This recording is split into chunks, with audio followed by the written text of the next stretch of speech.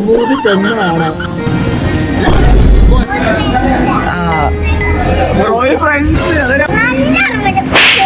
രണ്ടു വർഷത്തിന് ശേഷം വീട്ടിൽ വന്ന് നോക്കിയപ്പോ ഒരു മനുഷ്യനാണല്ല. ഞാൻ ഇവിടുന്ന് പോണ സമയത്ത് ഇഷ്ടംപോലെ ആൾക്കാരായിരുന്നു. വീട് ഫുൾ തിരക്കായിരുന്നു. ഇപ്പൊ ആകെ സെഡായി. അങ്ങനെ സെഡായിരിക്കുമ്പോഴാണ് എനിക്കൊരു ഐഡിയ വന്നത്, എന്തുകൊണ്ട് പോലെ തിരിച്ചു വിളിച്ചിടാന്ന്. അങ്ങനെ ഞാൻ ഓലെ ഡാഡിനെയും കൂട്ടി നേരെ പോവാൻ നിൽക്കുകയാണ്. പക്ഷെ നല്ല വിശപ്പുള്ള കാരണം തന്നെ ഫുഡ് വെച്ചിട്ട് പോകാൻ തീരുമാനിച്ചു. നോക്കുമ്പോൾ വീട്ടിൽ നല്ല കിടിലും പുട്ടും ബീഫും.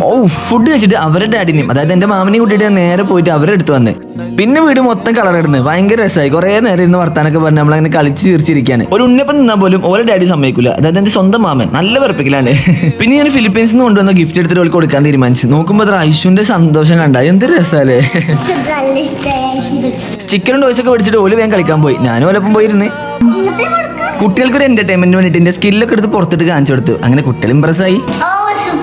ഞങ്ങൾ പാടാൻ പോവുകയാണ്.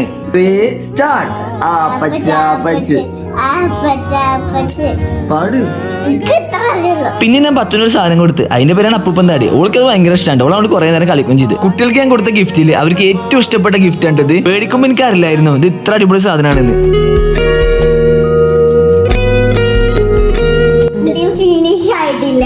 ഇതാരാ മിന്നു എന്നാണ് പേര്. 4 മണിയായപ്പോ മിന്നുനെ വിളിക്കാൻ വേണ്ടി ഞങ്ങൾ എല്ലാവരും കൂടി സ്കൂളിൽ പോയി. എന്റെ മൂത്ത മാമന്റെ മൂത്ത കുട്ടിയാണ് മിന്നു. കെട്ടിക്കാരായിക്കണോ. തിരിച്ചു വരുന്ന വഴിയാണ് മൗസി കയറിയത്. മൗസി കണ്ടപ്പോഴേ 10 ഓടി. കാരണം എന്താണെന്ന് വെച്ചാൽ അവൾക്ക് അറിയായിരുന്നു ഈ മുട്ട സാധനം കിട്ടുന്നത്. ഈ മുട്ട എല്ലാവർക്കും ഇഷ്ടമാണ് കുട്ടികൾക്കൊക്കെ. അങ്ങനെ മൗസി കയറിയിട്ട് ഫുഡ് ഓർഡർ ചെയ്യുന്നതിന്റെ മുമ്പ് തന്നെ വാപ്പി മക്കളും തമ്മിൽ പൊരുന്തല്ലേ. ബോയ് ഫ്രണ്ട് അമ്മ ഇത് ആൺകുട്ടിയാ പെൺകുട്ടിയാ? അമൂതി പെണ്ണാണ്. ബോയ് ഫ്രണ്ട്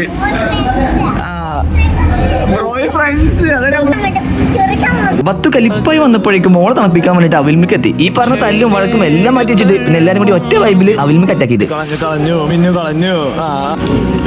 കുഞ്ഞു അവിൽമിക്കാണ് പത്തുന് കിട്ടിയത്.